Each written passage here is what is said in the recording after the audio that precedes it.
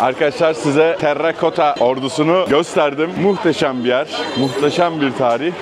Ama çok enteresan bir şey daha var. Burada bir Müslüman mahallesi varmış ve bu yol o mahalleye gidiyor. Evet zaten şimdi...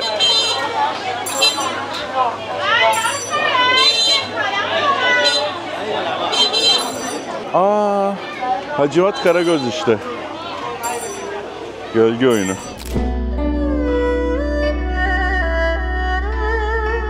Abi ne kadar kalabalık ya. Nothing ki. Dün gördüğümüz çiçekli ekmekler. Abi bu patatesler çok güzel ya. Vay. Bu buranın narı ünlü arkadaşlar. Zaten nar likörü, nar şarabı denedik gündüz.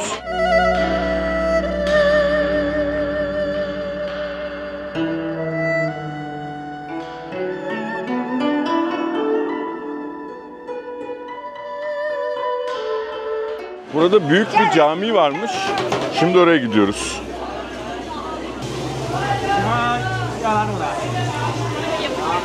Bakın burada sigara satıcısı var. Ve tablalar Mao Zedong'lu.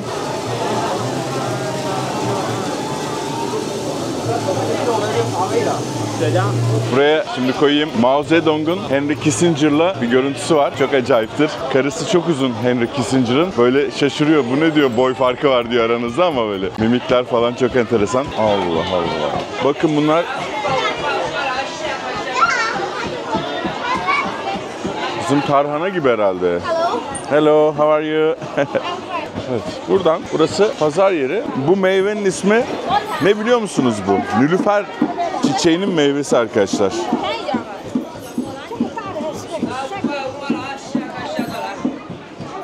Nadiren Avrupa'da gözükür. Asya'da. Çarşı camiye doğru çıkıyor.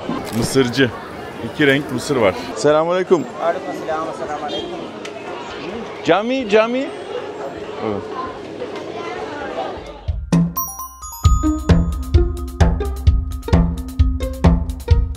Hui Min Ji diyorlar. Hui Min Ji. Hui Min Ji. Yani Müslüman, Hui Müslümanlarının sokağı deniyor. Burada yaşayanlar aslında Han Çinlisi ama Müslüman olmuşlar. Dün de anlattım. Perslerin, Arapların burada ticaret yapıp yerleşmesiyle Müslümanlığı kabul etmişler ve bu zamana kadar korumuşlar dinlerini. 10 milyon Hui var Çin'de. Ülke 1,5 milyon ama öyle düşünün.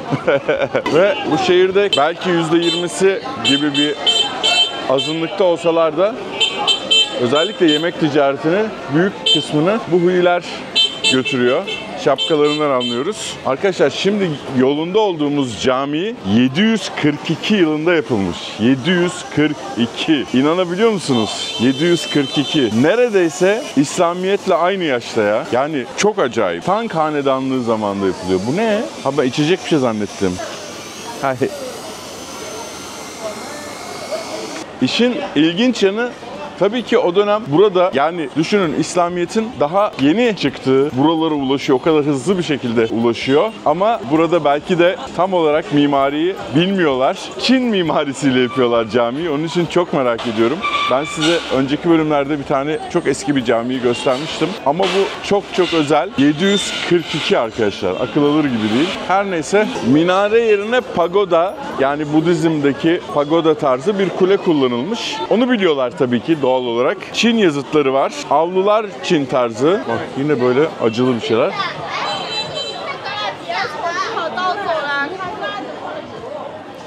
Hala kullanılıyor bu arada. Umarım girebileceğiz. Eğer giremezsek yarın sabah erken kalkıp geleceğim. Burayı size göstermemek olmaz. Çok önemli. Hui Müslümanları 5 vakit namaz kılıyorlar. Oruç tutuyorlar. Helal kesim yapıyorlar. Yani burada helal kesim et yemek isteyenler burada rahatça yiyebilir. Ama hepsi Hui değil bu arada. Çoğu Hui ama. Ya onu da söyleyeyim. Bu dün yediğimiz mesela Çin hamburgeri dediğimiz Roijiamo. İtalyanca gibi oldu. Roijiamo.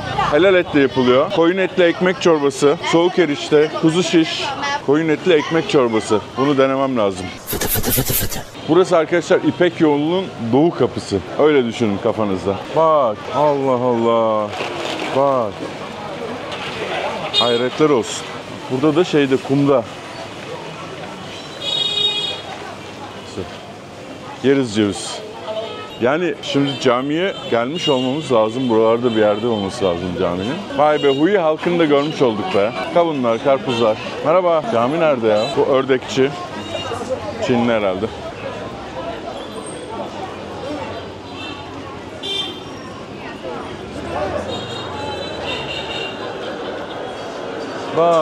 Bak hele sen.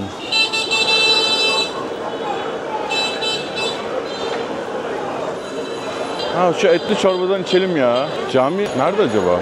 Heh. Koyun etli ekmek çorbası. Hello, Yangroi Palmo. Yes. How do you say Yangroi Palmo? Flat bread in mutton soup is 25 yuan. 25. Yeah, but how do you say Yangroi Palmo? 泡馍 yes， 羊肉泡馍。 Yangroi Palmo. We are a 20 years old restaurant. Okay, alright, thank you. Thank 羊肉 you. 泡馍 is very delicious. Yes, I want to try. Koyun etli ekmek çorbası. Hey gidi. Bakın burada eski fotoğraflar var. 20 yıllık dükkan izledi. 20 yıl önce bak böyledir ha. Bu 60'lardan falan fotoğraf da 50'lerden falan. Çin'in hızı çok çok seviyorum biliyorsunuz yemek yemeyi ya. Aşıkım, aşık. Can I have one Fanta? Like, ayran? Is this ayran? Yogurt? No. What's this? This one? Coconut. Okay, I like this. Oh, this soup. Yes. Arkadaşlar bu ayran zannettim de kokonatmış. Hindistan cevizi suyu.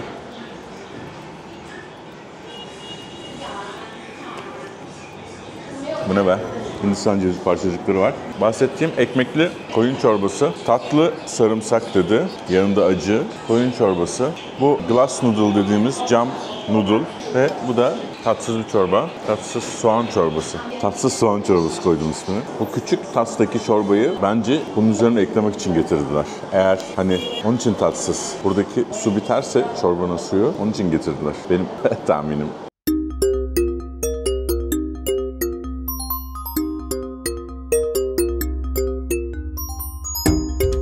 Yani ölüp biteceğin bir şey değil arkadaşlar. Yani I don't know. Burada böyle turşu, sarımsak var. Tatlı sarımsak dedi. Ölüp bitmedim yani. Bir daha yemem. Dünya ne enteresan değil mi ya? Bak babacığının sırtında uyuyan canım yavrum nasıl yorulmuş. Çikolatların, oyuncaklarını da bırakmıyor. Burası anladığımız kadarıyla cevizin ve Trabzon hurmasının şehri ve nar. Çok güzel. Selamünaleyküm. Mosque, camiye, mescit, mosque, camiye, where, no? Okay, anladım. Allah bilir ne diyorlar ki onlar camiye. Mescit deniyor, camiye deniyor, cami, mosque, minare mi deseydik acaba? Haritada yok cami, haritada var. Oğlum ne oluyor LeBron James'ler? Ne çok bip eden. Hello.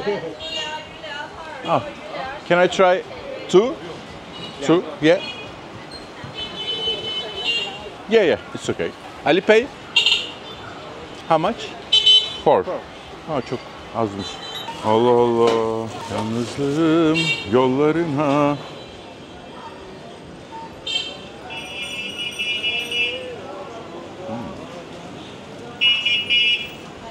Çok enteresan bir tat. Helva desen değil, kurabiye desen değil.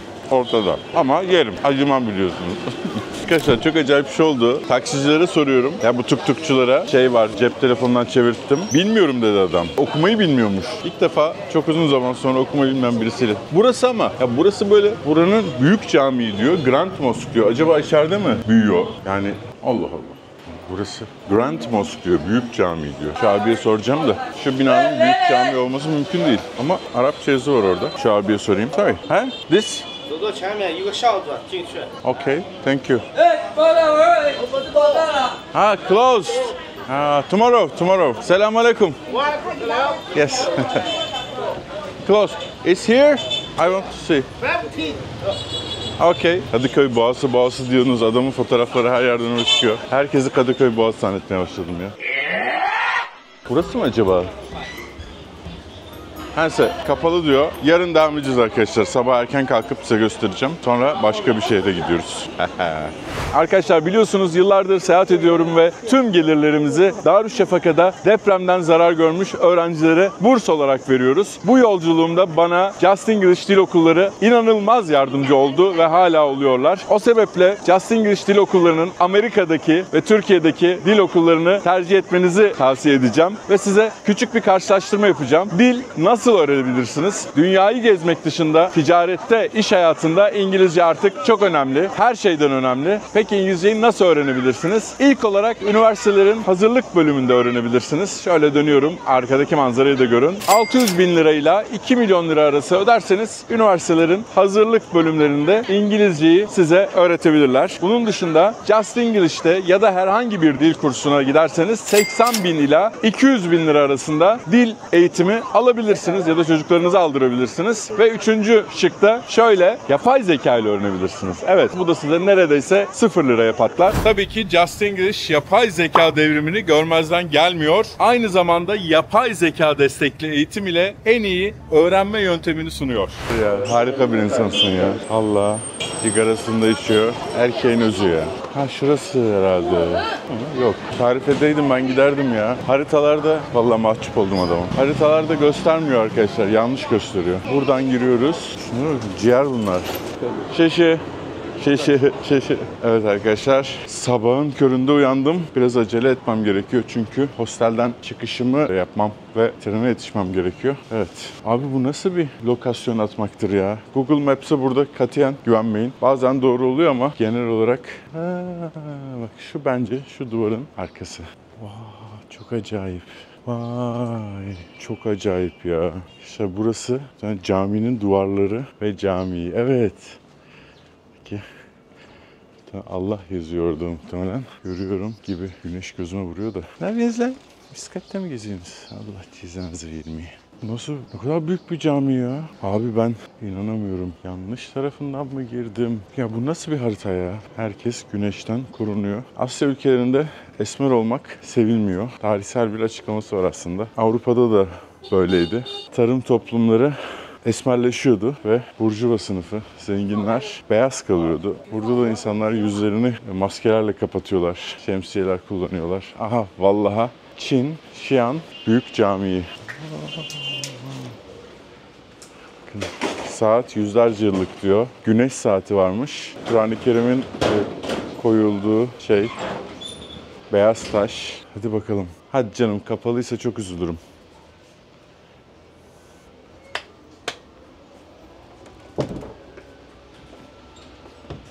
Entry from there.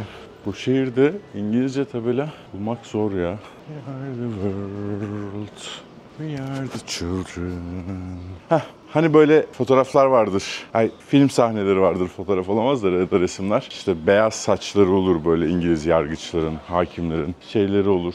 Beyaz pudralar sürerler. O işte aristokrasinin bir şeyi. Aynı şey burada da yaşanıyor. Sadece batıda sanayi devrimi daha erken olduğu için işçiler fabrikalara giriyor ve bu sefer işçiler beyazlamaya başlıyor. Öyle olunca da zenginler güneşlenip yanmaya başlıyorlar. Zenginliğin sembolü oluyor, yani farklı. Burada da belki ileride böyle olacak. Donald Trump'ı komünist yapmışlar. Bu tişörtten alınır.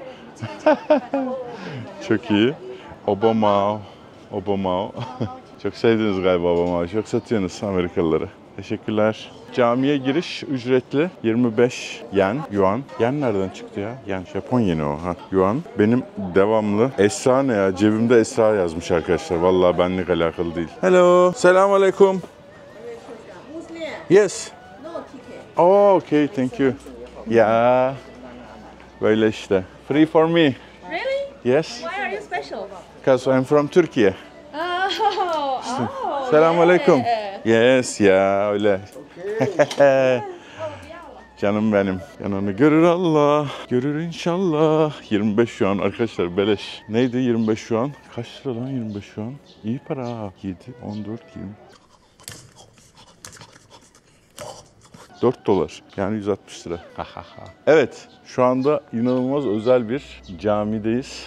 Xi'an kentinde, Terakata ordusunun olduğu Xi'an kentinde Xi'an Büyük Camii'ndeyiz. Mimari tam bir Çin mimarisi. Tang Hanedanlığı zamanında yapılıyor. Burası Xi'an kenti 618-907 yılları arasında İpek yolunun en doğu ucu. Arap ve Fars tüccarlar şehre geldikçe burada bir Müslüman cemaat oluşuyor. Cami 742 yılında yapılmaya başlanıyor. Çin'de İslamiyet'in kök saldığı en eski yerlerden bir tanesi. Minare yok. Çok enteresan. Minare yerine Çin Çan Kulesi'ne benzeyen bir yapı kullanılıyor arkadaşlar. Çin mimarisiyle yapılmış minarenin yerine. Bu camiyi çok ilginç kılıyor. Çünkü İslamiyet'in ilk yıllarında yani 742 yılında yapılmaya başlanıyor. Çok eski. 13.000 metrekare büyüklüğünde 5 avludan oluşuyor. Bu bölgede ben size zaten gösterdim. Hui Müslümanları yaşıyor genel olarak. Bakın size ben burası bir Çin tapınağı desem, Taoist tapınak desem hiçbiriniz inkar etmezsiniz ama burası bir cami. İnanılmaz. Böyle detayları güzel.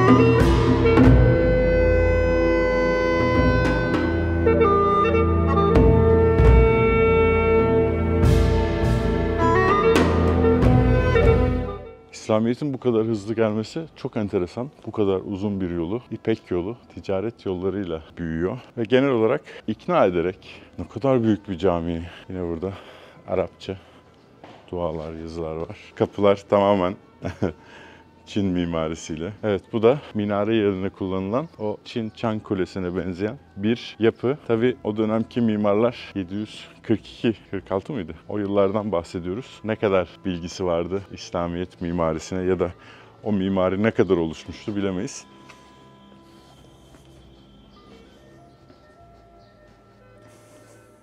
Yine o dönemden kalma bir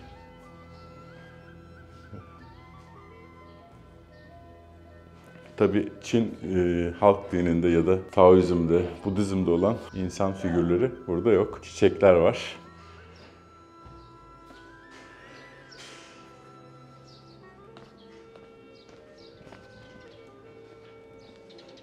Çok güzel. Bu kadar büyük tapınak, ne kadar büyük bir ticaret cemaati varmış ya zamanında. İnanılmaz. İşin güzelliği hiç turist neredeyse yok.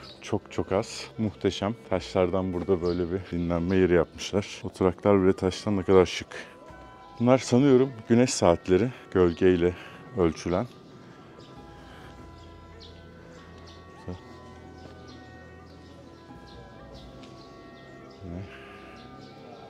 Evet, cami bu. Kimse cami demez değil mi? İlk bakışta mimarlık okuyan öğrencilerin bunları izlemesi beni mutlu eder.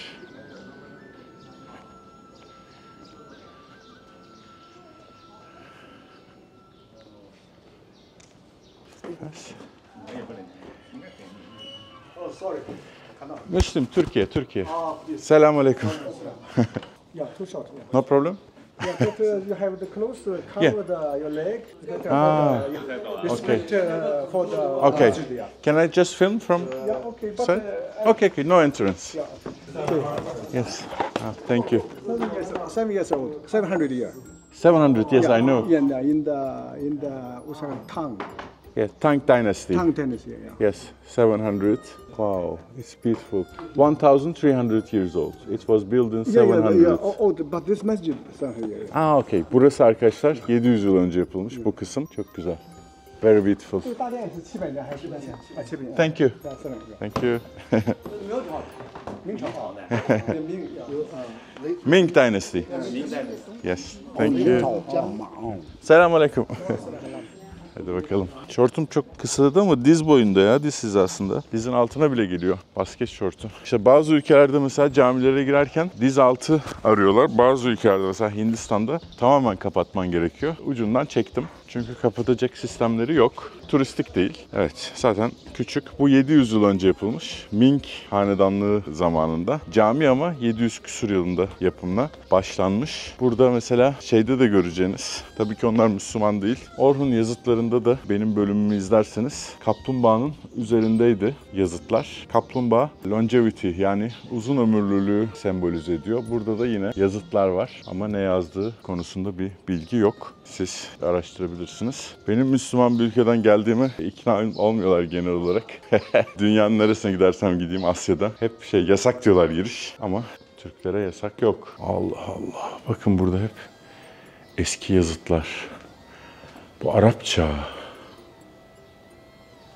Dokunmuyoruz. Vay be. Abi neler var dünyada ya. İnsan hayret ediyor.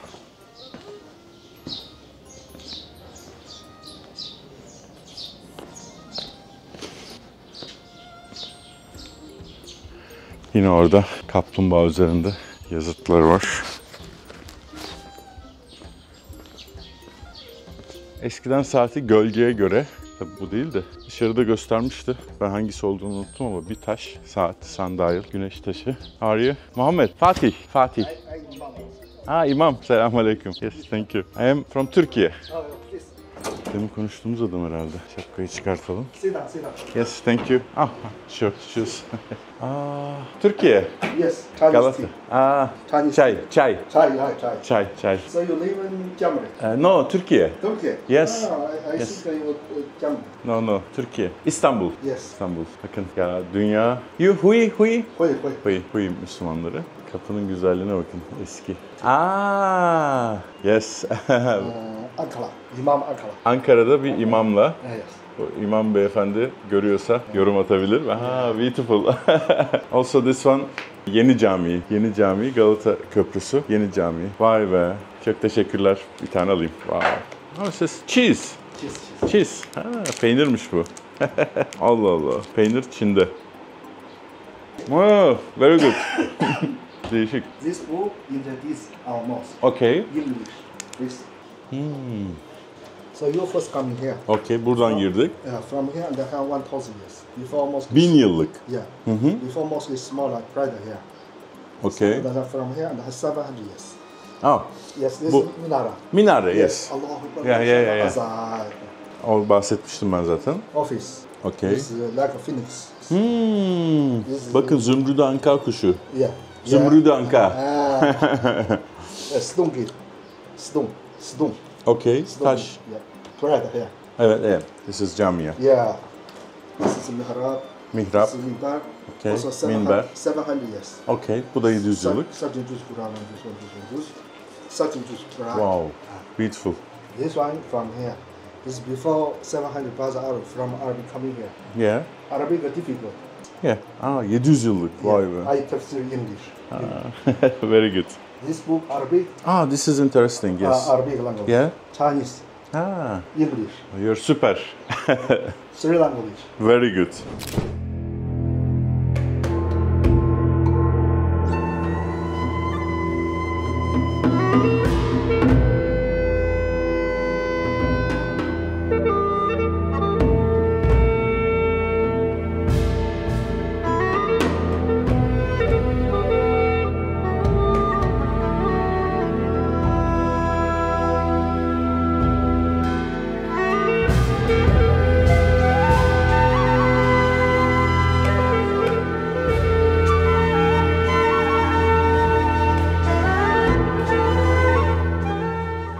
Kalabalıktan çıktım, huzur buldum ya. Adam ne güzel İngilizceye çevirmiş. Çok özel bir cami burası. Gerçekten 700 küsur yılında yapılmaya başlanıyor. Yavaş yavaş yıllar içinde farklı hanedanlıklar döneminde büyüyor. Ve bazıları tabii yangınla yok oluyor vesaire. Kalabalığın içinden çıkıp böyle kuşlar vesaire huzur içinde bulmak güzel kendini.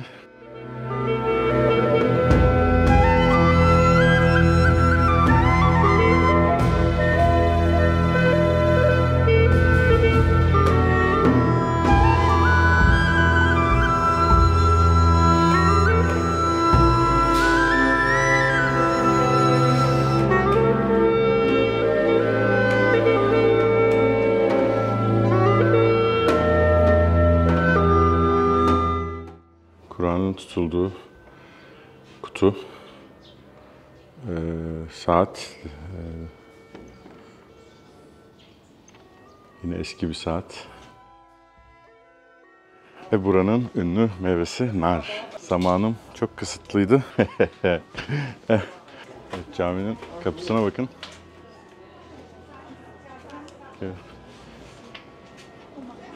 Evet arkadaşlar, Xi'an kenti bu kadar. Kendinize iyi bakın. Görüşmek üzere. Çok büyük bir şehre gidiyoruz. Hadi bay bay.